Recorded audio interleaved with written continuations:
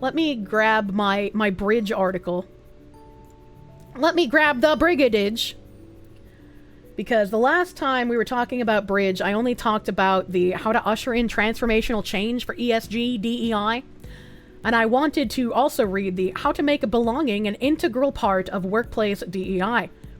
Workplace diversity, equity, and inclusion efforts have a better chance of succeeding when they focus on belonging, which is separate from inclusion and involves a genuine connection to the organization. This is what Sherm, the HR powerhouse, said as well. They were saying that they're dropping equity and they're going to be focusing on inclusion and belonging. And they're doing that because they said that telling a certain group of people that they're bad all the time doesn't really endear them to doing your work or championing your cause. You have to make everyone feel like they belong if you want to enact actual cultural change.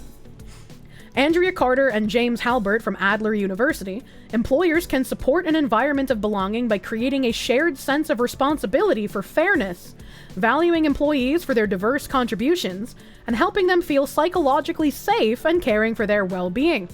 Shut up, silly woman. We got a nice little article here.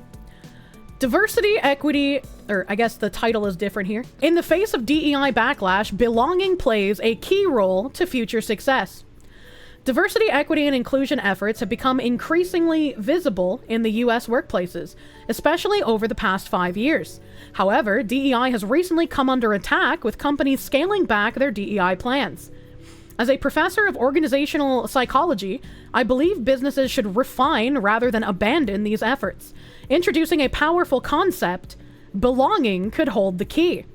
Although people mistakenly use belonging and inclusion interchangeably, their differences matter a lot and can have a significant impact on employee satisfaction and organizational success.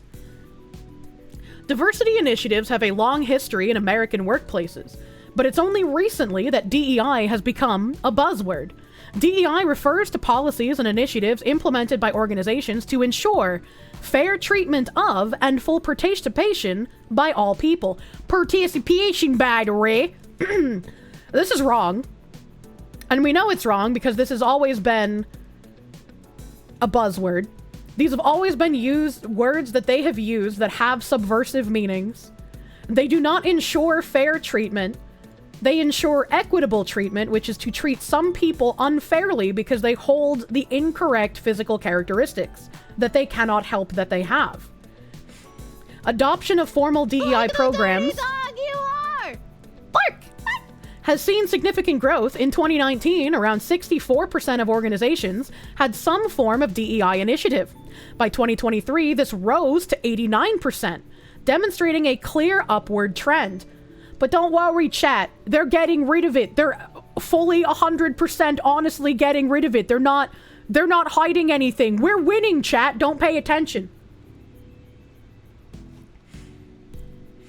Research shows that companies with diverse teams are 70% more likely to capture new markets and are 87% better at making decisions. We also know that this is bullshit. But let's see where they're pulling these statistics from, shall we? Do It Software 2024 Diversity in the Workplace Statistics, a comprehensive analysis. All right. The trend of diversity in the workplace has become a central focus for companies around the globe. Research from McKinsey, which we know is fake, HBR, and BCG underscores the multifaceted benefits of a diverse workforce. Remember that article we read last, not my Thursday stream, but like my last real stream? It's weird to put it that way. Where they basically admitted that diversity doesn't actually increase anything, but it could. And since there's a possibility that it could, you should just do it anyways, right? Like, what do you got to lose? Specifically, businesses can enhance creativity and decision-making, improve financial performance, and get a competitive advantage in the market. Still, what is the underlying condition behind this phenomenon? What social injustices are pushing this idea forward? Are companies adjusting their HR strategies to address the lack of diversity? Do employees from various backgrounds have the same or different experiences? For answers, join us as we discover diversity in workplace statistics. Read more to explore how gender, age, race, and disabilities affect the workforce. And key diversity in the workplace statistics are Diverse teams are 70% more likely to capture new markets. We know this is false just by using our fucking eyes and seeing how all of their DEI projects quite literally fail. Concord was $400 million. In 2022, only 6 Fortune 500 companies had a black CEO. In 2023, more than 10% of Fortune 500 companies are led by women. Women's median earnings in 2022 were 83% of men's. Yeah, but what jobs were they working? 76% of job seekers consider a diverse workforce important when evaluating companies and job offers. I just don't fucking believe you. Some guy looking for a job who needs money in order to live is not going to give a single fuck about diversity in the workplace. Come the fuck on, dude. 71% of black employees and 72% of Hispanic employees said their employer should do more to increase workforce diversity. In 2023, 89% of US companies either have a DEI strategy or plan to implement one. But they're definitely getting rid of them, chat. 58% of companies have trained teams to identify unconscious bias and microaggressions. Facebook had 36.7% of women in leadership roles in 2022, the highest among major tech companies. Global Consumer Report has highlighted workers' preferences for job qualities in 2022. Flexible schedules or remote options, along with good pay and benefits, top the list with 53% and 50% respectively.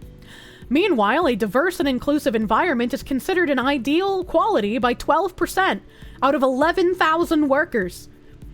This relatively lower percentage might suggest that these criteria are not the primary drivers in the job selection process for the majority of the workforce.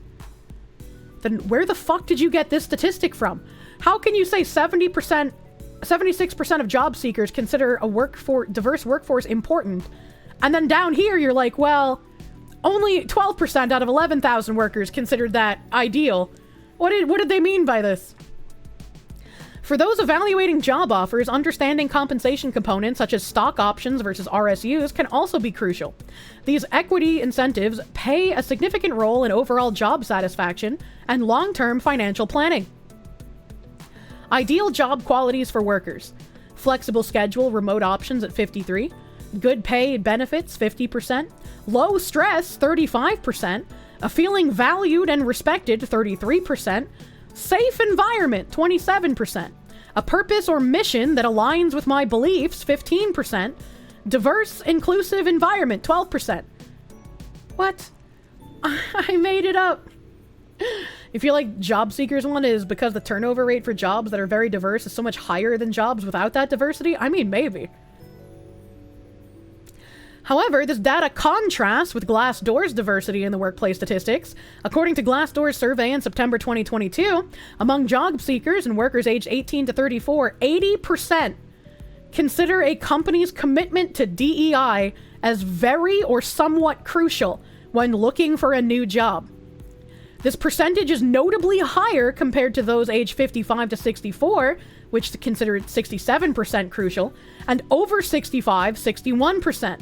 Even among the 35 to 54 age group, the value placed on those factors is slightly less at 74%. I know normies are dumb, but you cannot convince me that that staggering amount of normies consider DEI somewhat crucial. Like, there ain't no way. The irony in all this is that men are now going to take into account the diversity of the workplace on whether or not he as a man will be valued in his job as a good worker. Absolutely. Absolutely. That's just blatantly false. Yeah, I just don't believe it, man. When considering gender differences, 76% of women, dyslexia, compared to 72% of men find these aspects noteworthy in a company. In terms of race and ethnicity, Black 79%, Hispanic 77%, and Asian American Pacific Islander 82%, job seekers and employees place more importance on these factors than their white counterparts at 71%. That's still way too fucking high. That is crazy high. These are word-gamed polls. They have to. There's no way. This data highlights a clear message. While not always the top-listed job selection criteria, DEI is still taken into consideration, especially among minority groups. Statistics by countries. In 2021, 2/3 of full-time employees worldwide reported that DEI programs were instrumental in creating a belonging work environment. Additionally, nearly the same percentage observed that these initiatives were key in ensuring fair compensation. The phrase, again, comes to mind that when someone is actually treated fairly, they see it as oppression because they are used to be treated with privilege and having it better than other people. Fondue, thank you for the 2. You need to know what the exact poll questions were? Yeah, same, dude. In the United States, a 2023 survey indicated that 32% of employed adults emphasized the significance of working with people of various races and ethnicities.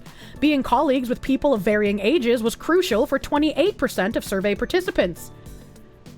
I have not once thought about the race of my coworkers when, needing to go to work. Right, it's just like, boy, I sure do hope my coworkers do their jobs today. Not thinking about, I don't interact with enough Mexican people at work. We need to change that. Like, what? What?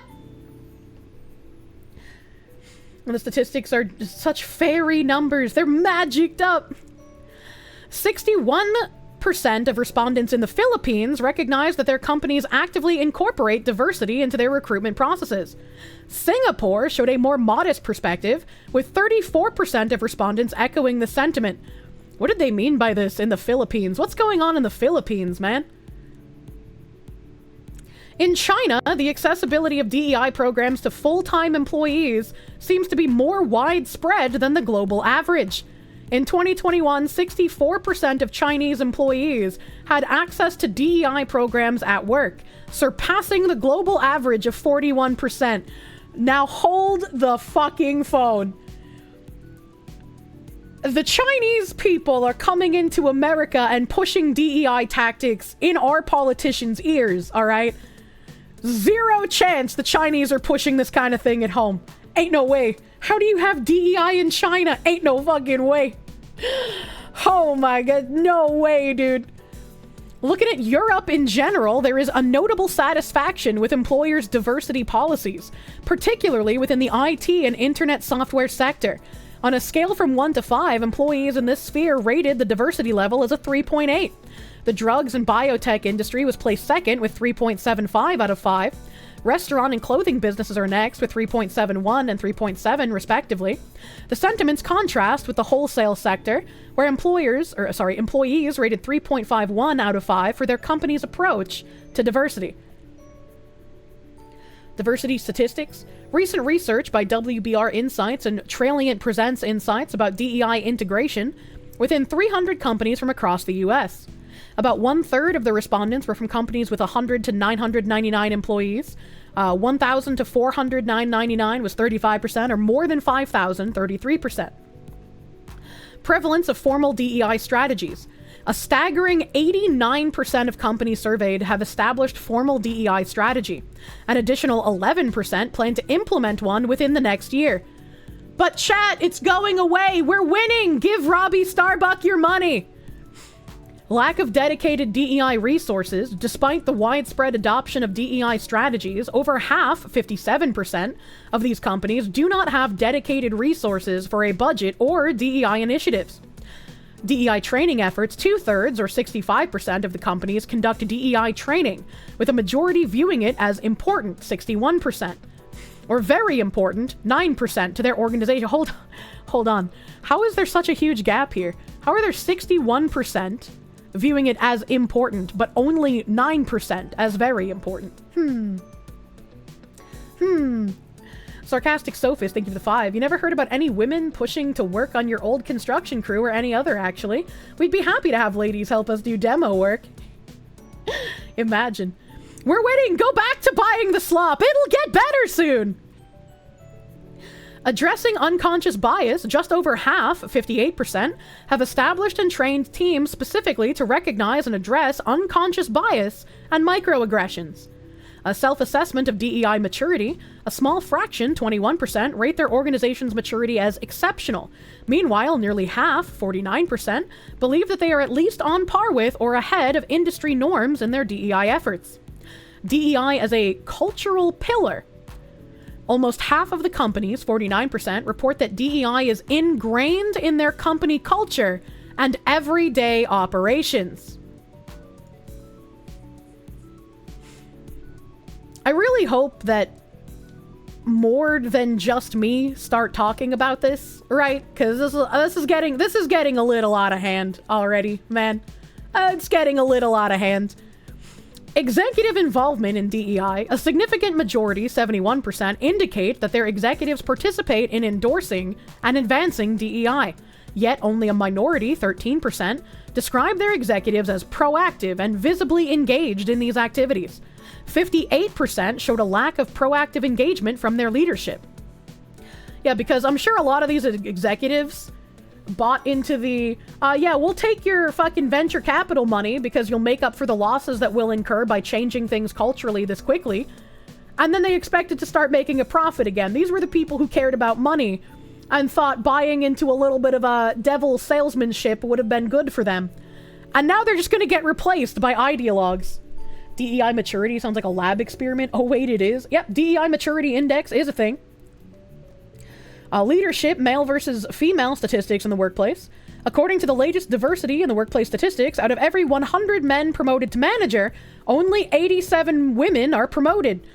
Okay, but like, what kind of experience do those women have? Do they want to be promoted to manager? Are they actually asking for that managerial position? How much time off have they taken for pregnancies? How much time off have they taken for sick leave? How much time off have they taken in general? Could they handle the amount of investment of a managerial position? All right, okay. Can we ask about that thing? Can they actually do the job? Rookie numbers. We got to get those numbers down, boys. Did they work as many hours overtime? It's just like, you know, Western industries that buy into this shit will essentially become incompetent and not able to sell anything. That's what I hope. That's what I hope. Women promoted to manager for every 100 men by ethnicity. 91 white women, 76 Latinas, 89 Asian women, 54 black women. Among females, there are disparities among the different ethnicities. White women fare slightly better. Asian females see 89 promotions for every 100 males. Black women are the least promoted group with just 54 promotions for every 100 males. So, this doesn't even this doesn't say what jobs they're in either, right? This doesn't give us enough information to be outraged, you know? Why is manga doing so well? Yeah, also, is this according to just the US? Where... Is this worldwide? The US? Where exactly is this? For the first time in 68 years, the percentage of Fortune 500 companies led by women has surpassed 10%. We saw another chart like this previously. There's no info. A share of women holding leadership and managerial positions in large tech companies in 2022. You got Meta, Apple, Google, Oracle, Microsoft, Amazon, Cisco, Samsung, Broadcom, and Nvidia. In the technology sector, women's presence in leadership roles varies widely, but has seen a surge in some companies. All right. The gender pay gap in median weekly earnings. Okay, all right. Okay, all right. Crucial role of diverse leadership in idea endorsement. Without diversity in leadership roles, women experience a 20% lower chance of having their ideas supported compared to their straight white male colleagues. The gap widens for people of color, who are 24% less likely to receive endorsement for their ideas. Similarly... Spicy cat raid. What the hell is this spicy cat raid? Hey, J-Man, Dual Blade, thank you for the raid. Welcome, Raiders. Similarly, LGBT individuals face a 21% lower likelihood of their ideas being approved compared to straight white men in companies with homogenous leadership. Can I ask a question? Right, how would someone know?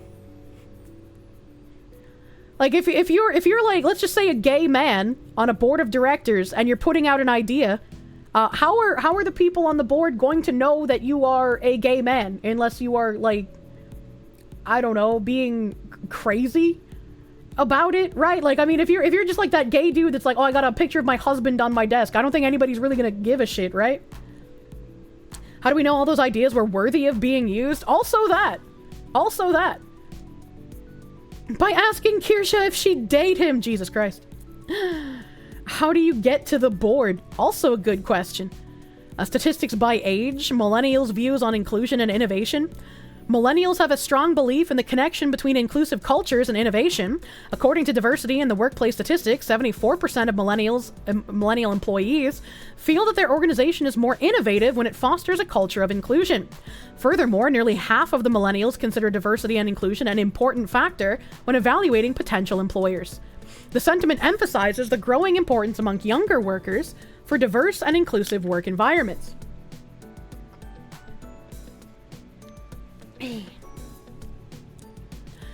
Deloitte's extensive survey of over 22,000 Gen Z and millennial respondents reveals a critical gaze towards employers' societal impacts, including DEI efforts. While there has been some recognition of progress, less than half of these younger generations believe businesses are making a positive influence. Gen Zs are slightly more optimistic than millennials, with 48% believing in the positive role of businesses compared to 44% of millennials. As more than 50% of responders do not feel the beneficial impact, the reason might lie in their experiences of harassment. More than 60% of Gen Zs and around 50% of millennials have encountered microaggressions in the past year. Millennials are 40 now, the youngest are like 27. This is why I'm saying, like, people keep trying to say that, like, Gen Z is more based than every other generation before. There might be, like, little enclaves of super based Gen Zs, much like we see with millennials, but they have grown up in a largely ideologically captured environment. They are largely going to go along with these things, which is why the modern audience keeps getting touted. The generation below Gen Z, if something isn't done to reverse this tide, is going to end up being the modern audience that all of these companies keep talking about. They're going to know nothing else besides this ideology because it's everywhere for them. It's everywhere in their schools. It's going to be when they get to university. It's in their media, in their childhood TV shows, in their teen cartoons, in TV and movies when they grow up. It's in their video games, and it's going to be in the workplace once they get there, because this is what B.R.I.D.G.E.DEI is assuring happens. Gen Alpha's already lost. Skippity Riz, Ohio. Oh my god, Gen Alpha's already lost, dude. It's in their skin. You don't believe the majority is based? We still need children who aren't indoctrinated? It's going to be a bit of a fight. The argument is Gen Z is more conservative at this point in their life than previous generations. Millennials were more liberal when they were Gen Z's age. God, we fucked some shit up, man. How long until... Oh my god. The phantom text, the next generation. As more than, oh, I've already read that part. Reports of inappropriate emails, unwanted physical contact, and exclusionary behavior were prevalent. Despite high reporting rates, many believe their employers' responses were ineffective, particularly among women, non-binary, and LGBT plus groups. Gee, Sally, your boyfriend lets you have 2 comms? In the United States, the view on diversity initiatives is mostly positive among racial groups. A 2023 survey highlighted that a significant 78% of black employed adults see the push for increased DEI in the workplace as positive.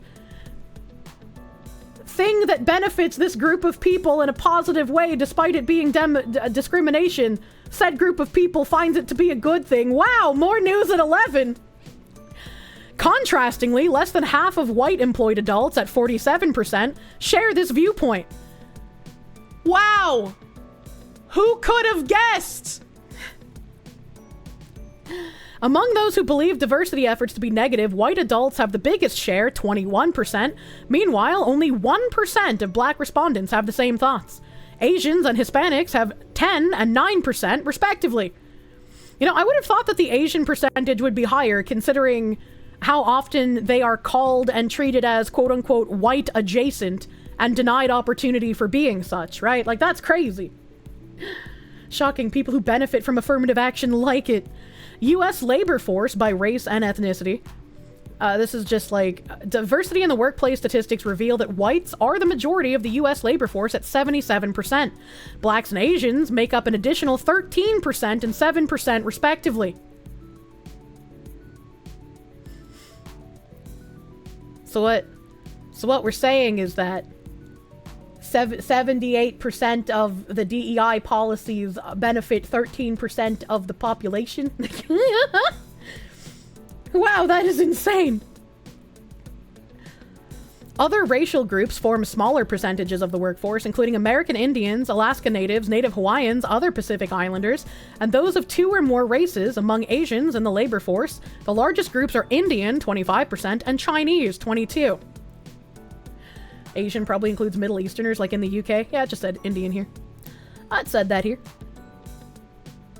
When it comes to the employment population ratios, Native Hawaiians and other Pacific Islanders report the highest rate of 63.9%. Meanwhile, American Indians and Alaska Natives report the lowest at 56%. Hispanics demonstrate the 63.5% rate, Asians 62.7%, individuals of 2 or more races 61.7%, whites 60%, and blacks 58.4%. So I'm a little confused here, right? What are the point of the DEI policies if every single group besides apparently black employed people are above white people for being employed? Like, what did they mean by this? The percent of people in the labor force matches the percent of the actual population demographic? Impossible! Diversity in the workplace statistics indicate that men in the largest race and ethnicity groups show varying employment population ratios. Specifically, Hispanic men are at the highest, 76.5%, and black men are at the lowest, 64.1%. What did they mean that there's more unemployed black men than every other race? What did Do It Software mean by this? Among women, these ratios show less variation, yet still reflect disparities across racial and ethnic groups. For instance, black women show a 58.5% rate, Hispanic 57.4%, white 55.4%, and Asian 58%. So they're saying that black women have a higher employment population ratio than white women? Well, what's the DEI for? Unemployed isn't collecting unemployment benefits, or just without a job? This has nothing to do with collecting benefits. Teen employment also shows differences. White teens have a higher employment population ratio, 35.2%. In contrast, Asian teens have 20.8%, black 24.5%, and Hispanic 29.3%. Got a lot of white teenagers working, eh? A double whammy. Leadership and ownership among black Americans. Based on diversity in the workplace statistics, only 6 black CEOs were leading Fortune 500 companies in 2022. This figure stands in stark contrast to the entrepreneurial spirit among black Americans, evidenced by over 134,000 black-owned businesses nationwide. These companies collectively employ approximately 1.3 million people and generate over $133 billion in total receipts. That's actually kind of crazy, right? That's like 134,000 for the size of the population. That's not like huge. And then 103 million people when you consider the size of the United States. Or sorry, 1.3 million people when you consider the size of the United States. But they generate 133 billion? That is an insane amount. That's crazy high. They need to adjust the number. Workplace discrimination insights. You're about to explore diversity in the workplace statistics on employees with disabilities hiring. Stay with us. I feel like we don't really need to read the rest of this because it's just more boring statistical slop, I guess. Wrapping up, by the year 2028, there might be changes in employee demographics. To be more specific, it is anticipated that minorities will constitute more than a third of the labor market. It is forecasted that the Hispanic demographic will experience the most significant increase. Asian and black workers' representation is also projected to surge substantially. One of the emerging workplace diversity trends is the establishment of clear and open DEI measures. The statistics suggest a future where diversity is the norm, serving as a driver of growth. Diversity was the norm back when people went for jobs that they wanted and were hired on merit. You had diversity because you had people that knew what they were doing hired for jobs that they wanted. Diversity, quote unquote. Oh my god. What is the percentage of diversity in the workplace? Are new companies 70% more likely to capture new markets? What's the diversity trend in 2023? Why is diversity important in the workplace? Please rate this article 4.51 out of 5 based on 288 reviews. Holy shit. These people are crazy. I don't like that guy's face. Back to the original article before we went into the statistics. Additionally, 85% of CEOs report diverse workforces improving profitability. Despite this, a trend of businesses and schools significantly or completely eradicating their DEI initiatives had become prevalent in 2024. What happened? While external factors contributed to the backlash, including political pressure and a charged legal environment, research suggests that problems with how DEI is conceptualized and practiced also bear a fair share of the blame. Interesting. Misunderstanding DEI. While diversity and inclusion are often well-intentioned, many organizations that approach change initiatives solely through diversity metrics have failed. Effective DEI strategy focuses on learning and development, mentorship, and allyship, extending beyond race and gender. The challenge comes from narrow views of DEI, driving oversimplifications and zero-sum thinking.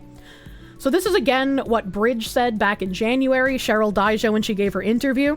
She was saying that that DEI in and of itself seems like it can be a failure if people are doing a siloed off approach and they're only giving their marketing teams and HR the ability to implement DEI tactics.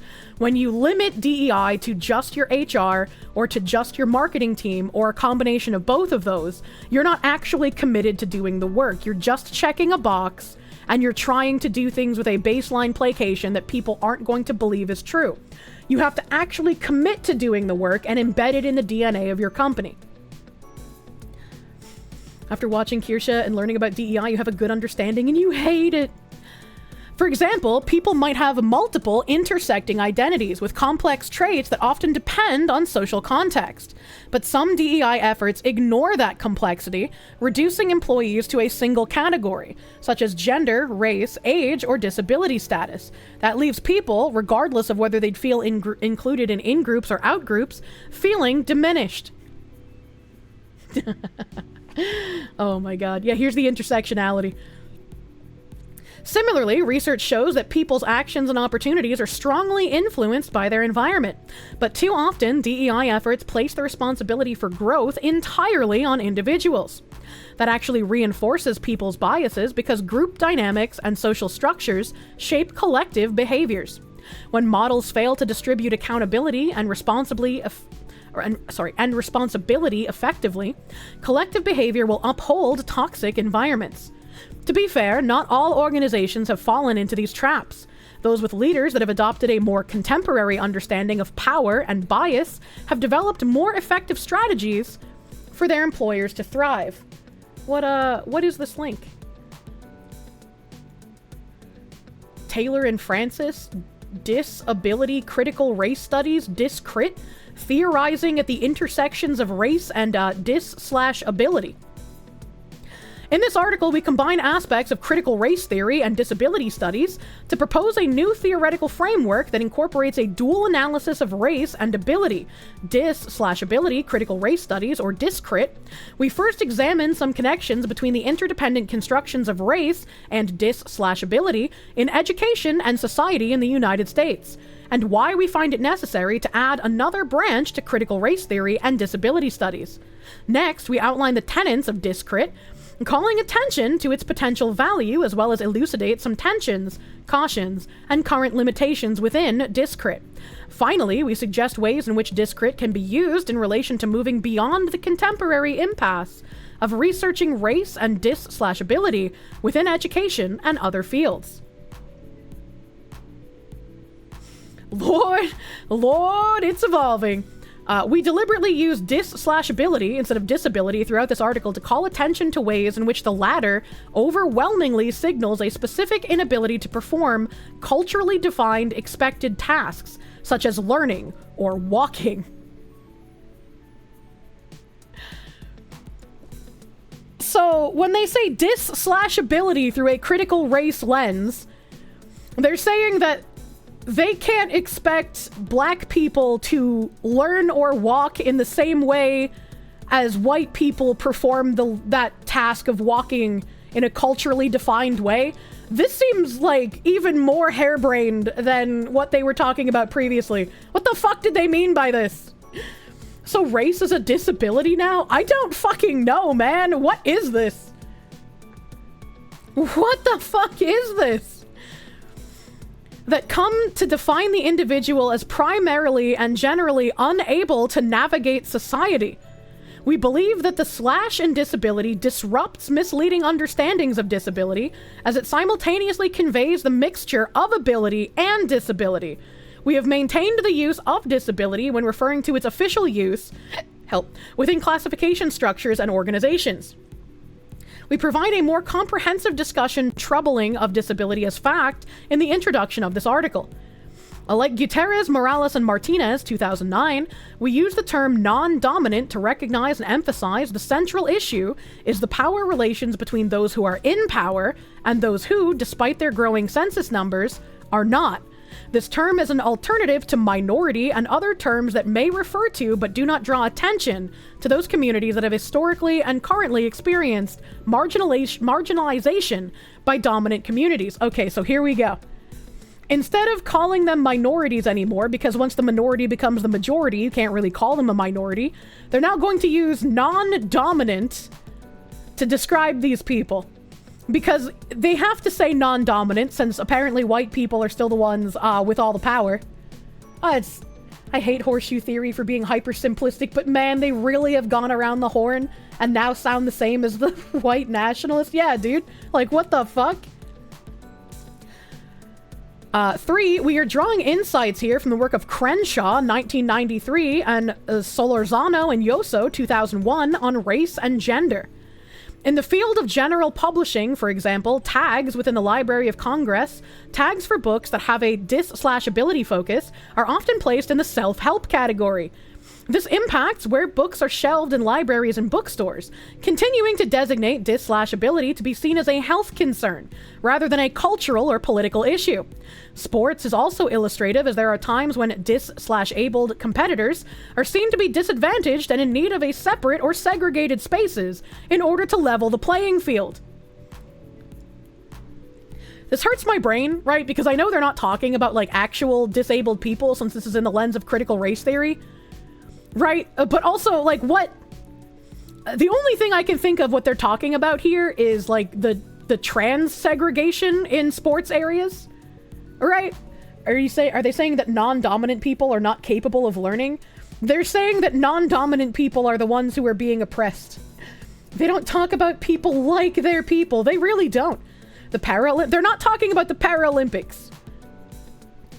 They're not talking about the Paralympics. I will go back and remind you, this is combining disability with critical race theory. And they're talking about marginalized people. They're not calling them minorities anymore. They're calling them non-dominant. So this is another level of subverting language when they're not talking about disabilities. And they've even said that they're using dis/ability to be distinctly different from the word disability, where disability means the people who actually have disabilities, and dis/ability is talking about this through a critical race theory lens. Race is a disability now. I'm fucking... At other times, it is argued that technologically advanced prosthesis or other dis/ability related accommodations provide unfair advantages. In this case, disabled athletes, so now they're talking about the real disabled athletes because there's no slash in it. Disabled athletes are seen as having superhuman abilities, disqualifying them from competing with non-disabled athletes. Either too impaired or too enhanced individuals with dis/ability are barred from participation. Do you see what I mean, chat? When they're using disabled for the real term, but then they have their critical race theory dis/ability. It's just a roundabout way of them calling people stupid. A third example can be seen in the way that recreational activities get coded as therapies when they involve dis/abled people. If an individual does art and is disabled, not dis/abled, their activity is coded as art therapy. If a disabled individual works out, people assume they are in physical therapy. We acknowledge that dis/ability is an elastic category because it expands and contracts over time and throughout cultures. What is considered a dis/ability today may or may not have been seen as a dis/ability 100, 50, or even 10 years ago.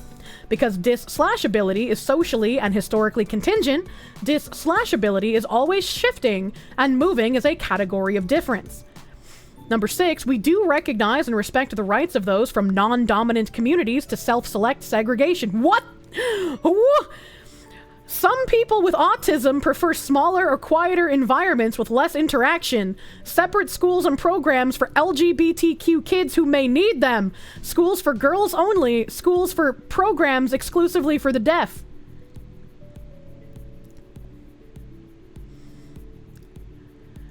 Non-dominant communities, and they only talk about these nice examples here, right? Well, we're helping those with autism. We're gonna send the gay kids to different schools. You know, girls only schools are good. But again, the non-dominance, where is it? Where did they say it? We use the term non-dominant to recognize and emphasize the central issue is the power relations between those who are in power and those who, despite their growing census numbers, are not. This term is an alternative to minority and other terms that may refer to, but do not draw attention to those communities that have historically and currently experienced marginalization by dominant communities.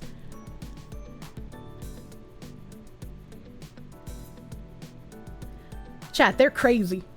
They're crazy, chat. That's just segregation with extra steps. This is how it starts, man. Moving the linguistic needle to stay the victim. True. True and real. That's bone-chilling, man. Back to the other article. Jesus Christ, I wasn't expecting that when I clicked on that fucking link. Where did I click on that link, even? Where did I click on that? I don't remember. Entirely on individuals, fail to demonstrate collective behavior, toxic environments, respect and fairness. It was this one. My research suggests that for DEI initiatives to succeed, respect and fairness must be present. Yeah, just as a reminder, the terms respect and fairness were the highlighted link that took us to dis/ability critical race studies. Theorizing the intersections of race and dis/ability. Fucking respect and fairness, by the way. DEI's evolution, integrating belonging for the lasting impact. While belonging is related to inclusion, research shows it's much more than just a synonym. Inclusion may focus on being seen, accepted, and valued within a team or community. Belonging goes deeper, involving a genuine sense of connection and identity within a group. To truly experience belonging, it's not enough to feel included. My research shows that 5 critical indicators must also be present. Might I remind you that this is for your work, by the way. This is for your job. Whatever you do at your job right now, imagine being forced to participate in this on a daily basis until it becomes embedded in you such that it is just your normal daily life. These elements ensure that individuals feel a deep, meaningful attachment to the group, which inclusion alone cannot fully achieve. This sounds like cult speak. Why is my job a cult? This distinction underscores that belonging is a unique and essential experience, distinct from inclusion, and critical for fostering a truly cohesive and supportive environment. So what are the 5 indicators of belonging? They are comfort, connection, contribution, psychological safety, and well-being.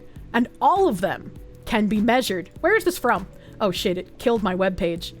This is 189 pages of belonging within the workplace, mixed methods, constructivist, grounded theory study for instrument validation and behavioral indicators for performance and governance. Help! Holy shit! And also, of course, the alternative titles in fucking French, dude. What the fuck?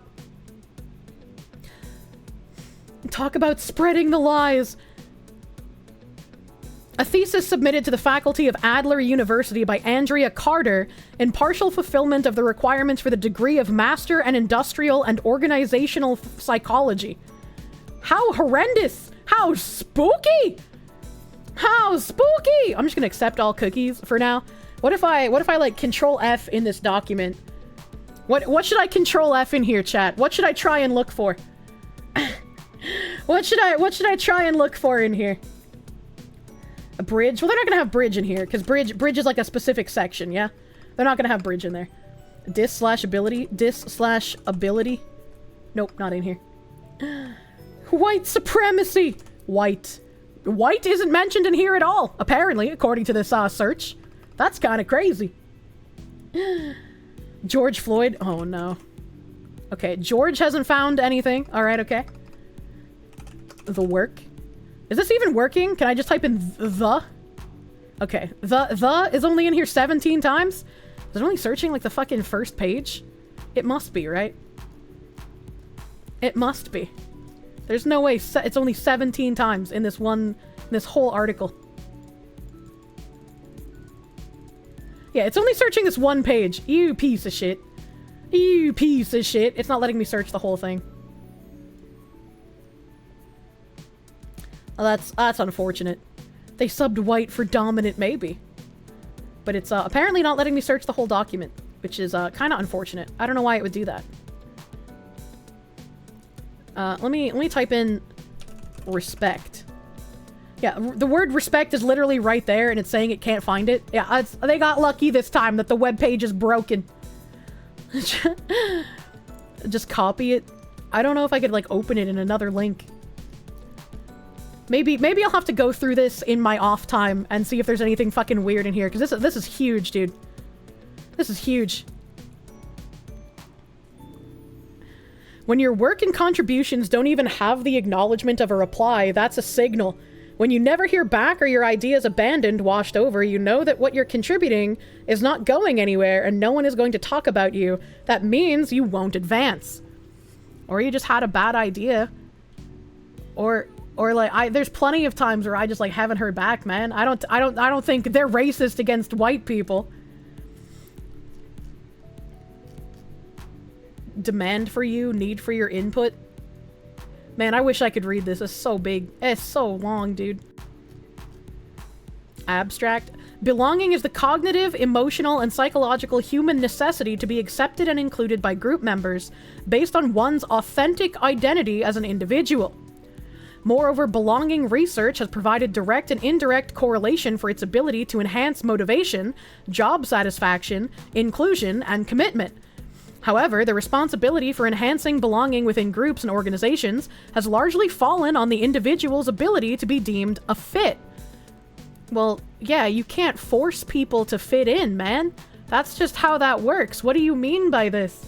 You can't threaten people who are part of a group and be like, you let this person in right now, and expect them to get along well with that person because they're being forced to do something.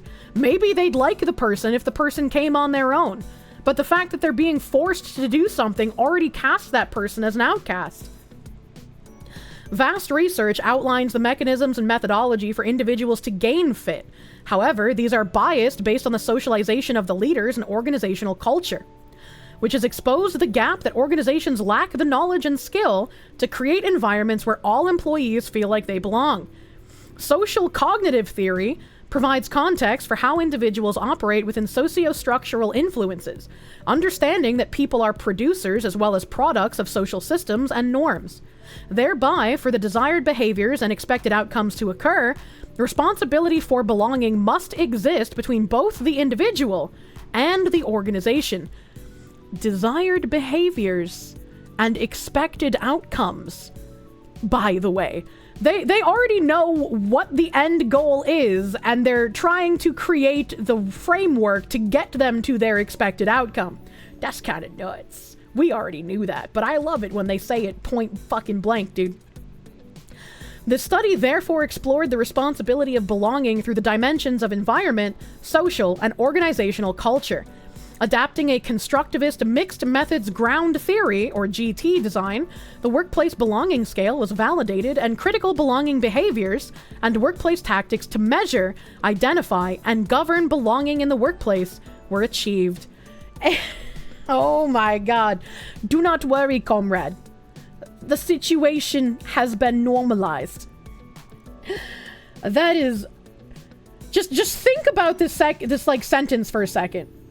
Adapting a constructivist mixed method grounded theory design, the workplace belonging scale was validated, and critical belonging behaviors and workplace tactics to measure, identify, and govern belonging in the workplace were achieved. That sounds dystopian as fuck. People are only a means to an end. Jesus. Don't let your woman brain get in the way of using my brain to do things. Keywords are workplace belonging, organizational culture, hey guys, corporate smash social that responsibility, like button, leave a comment, push me in the algorithm. CSR, environmental, social, and governance, ESG, validated belonging instrument. God, she even copyrighted this. God damn. God damn, this is crazy. This thesis is dedicated to those who feel or have felt isolated, lonely, different, not enough, or as if something is wrong with them in the workplace.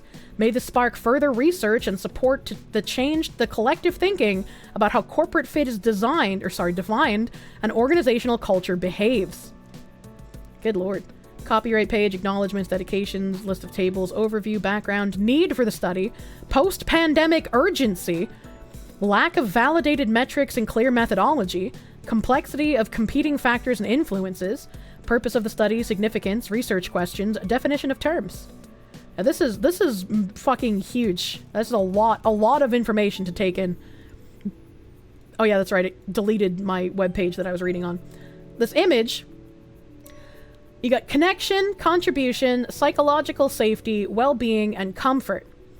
Comfort, insight, perception, action, see and be seen, mindset, awareness, emotion, sympathy.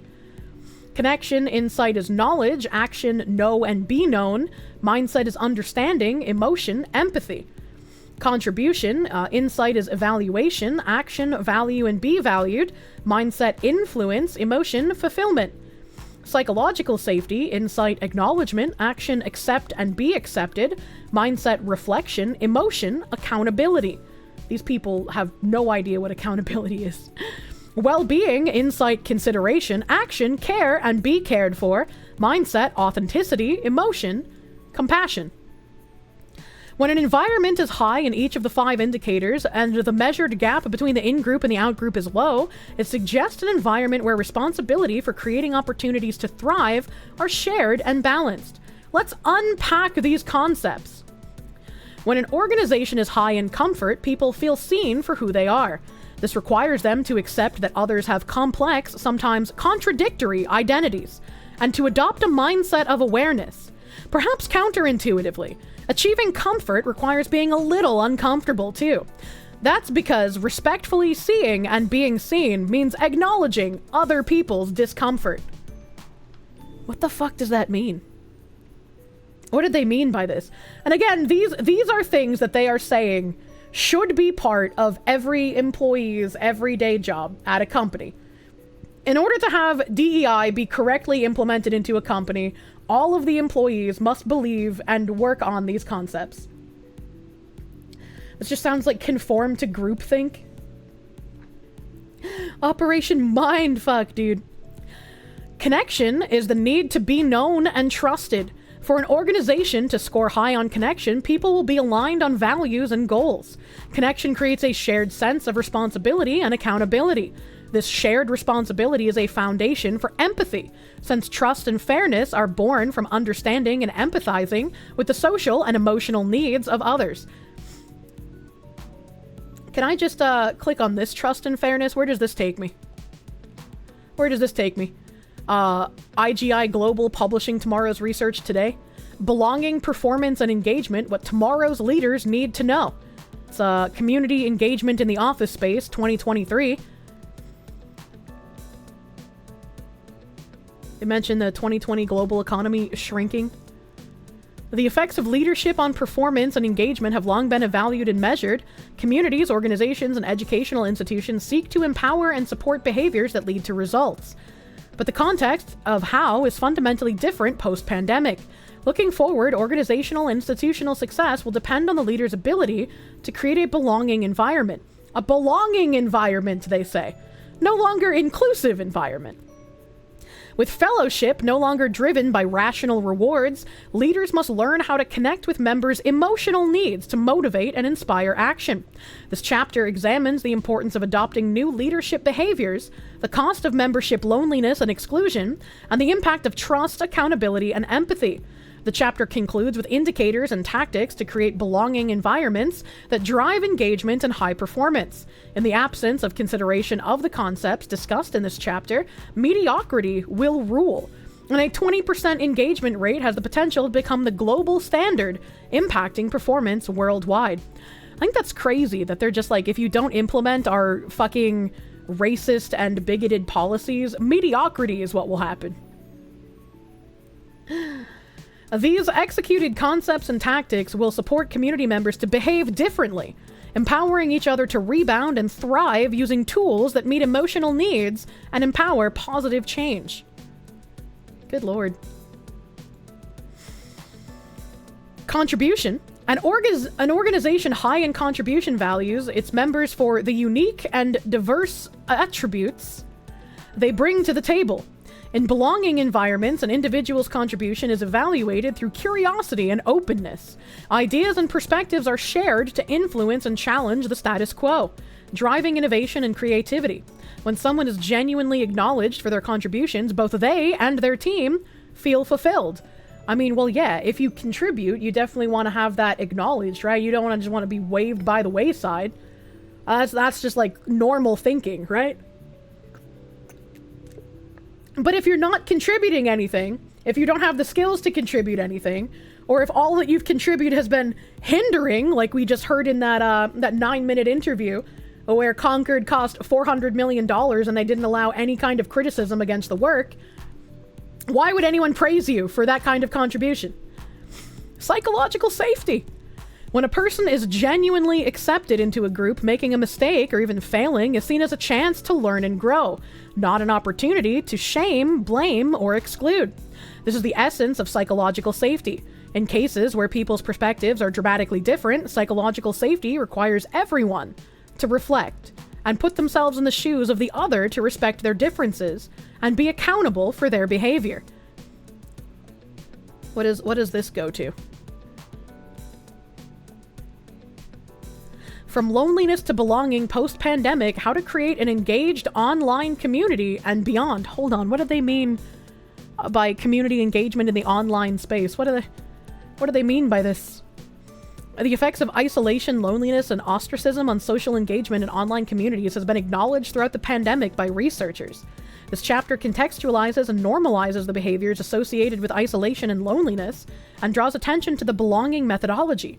Belonging indicators and practices are revealed and described so as to break the patterns many are struggling with. Finally, the chapter provides context for engagement, collaboration, and creating community post-pandemic. What? Who is this for? I don't understand.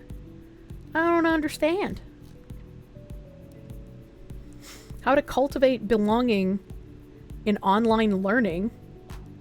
Academia, culture matters, how values shape human progress. Psychological safety games? Hold on, what?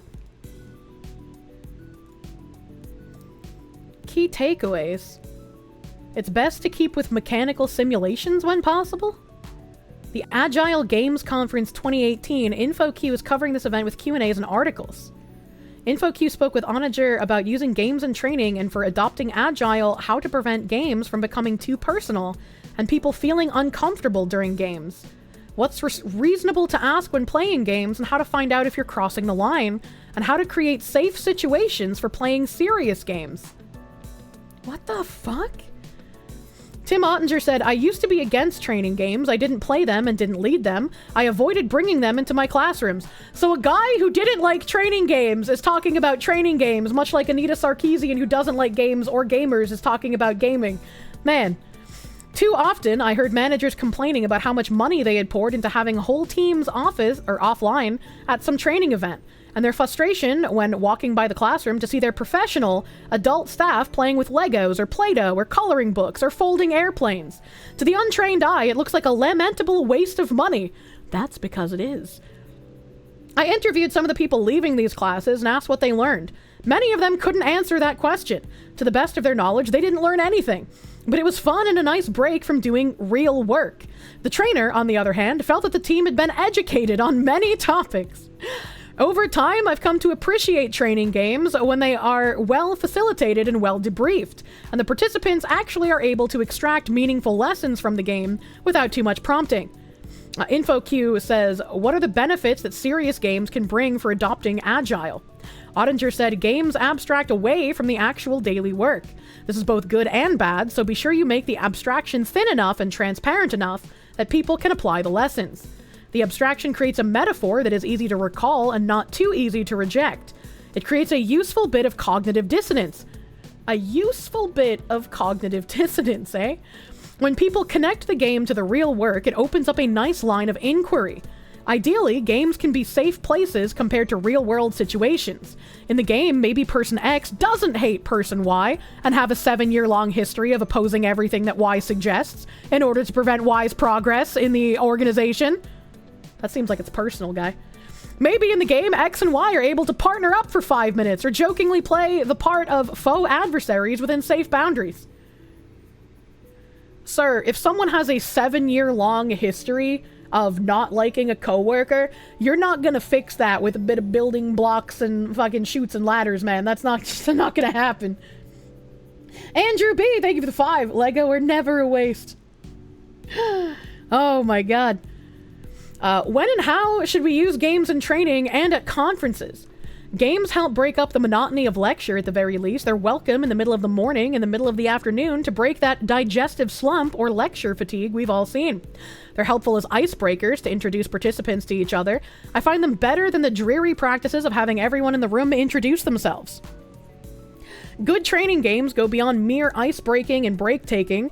Good training games give an opportunity to learn a lesson experientially under controlled circumstances. If the game is good enough, it generates insights that can be applied to real work. The guy I knew in finance, they wouldn't do like random in-house games. They would send them out to like what are those fucking things called? Like the trap rooms, like the escape room stuff. And so he would have to work with his coworkers to escape from an escape room. And every time he came back home from one of these things, he would be like, all of us fucking hate it. We hate doing it, but we have to check the fucking box. Otherwise, our bosses get mad. Nobody likes doing this. Nobody likes taking the time to do this. It's fucking awful. I really fucking hated Jeff at the office, but then the Legos got brought out. Oh my god. Through games, people are invited to engage and learn in groups. Anya! Mandatory corporate fun.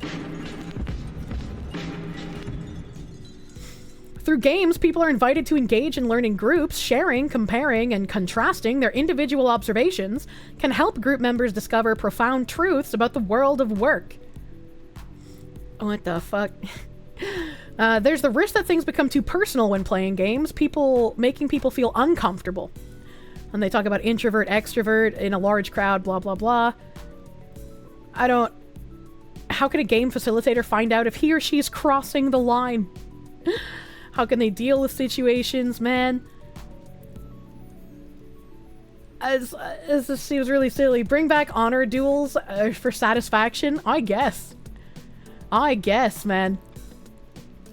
This was a weird, Virginia EDU inclusive teaching belonging.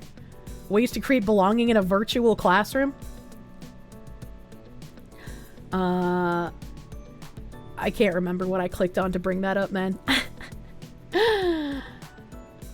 When a person is genuinely accepted into a group, making a mistake or even failing is seen as a chance to learn and grow. Okay, so it was from this paragraph. That's from this paragraph.